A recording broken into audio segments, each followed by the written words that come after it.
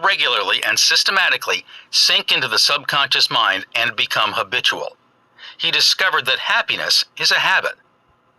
You must desire to be happy. There is one very important point about being happy. You must sincerely desire to be happy. There are people who have been depressed, dejected, and unhappy so long that were they suddenly made happy by some wonderful, good, joyous news, they would actually be like the woman who said to me, "It is wrong to be so happy." They have been so accustomed to the old mental patterns that they do not feel at home being happy. They long for the former depressed, unhappy state. I knew a woman in England who had rheumatism for many years.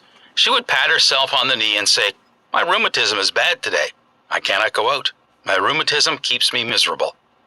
This dear elderly lady got a lot of attention from her son, daughter, and the neighbors. She really wanted her rheumatism. She enjoyed her misery, as she called it. This woman did not really want to be happy. I suggested a curative procedure to her.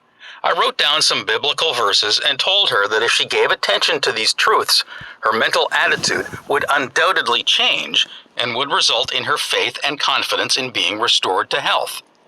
She was not interested.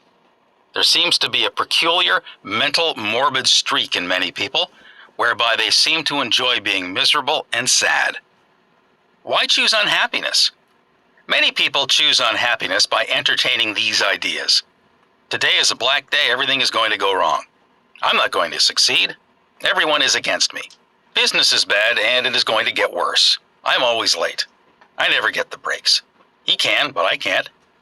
If you have this attitude in mind the first thing in the morning, you will attract all these experiences to you, and you will be very unhappy. Begin to realize the world you live in is determined largely by what goes on in your mind. Marcus Aurelius, the great Roman philosopher and sage, said, quote, "A man's life is what his thoughts make of it," unquote. Emerson, America's foremost philosopher, said, quote, "A man is what he thinks all day long," unquote.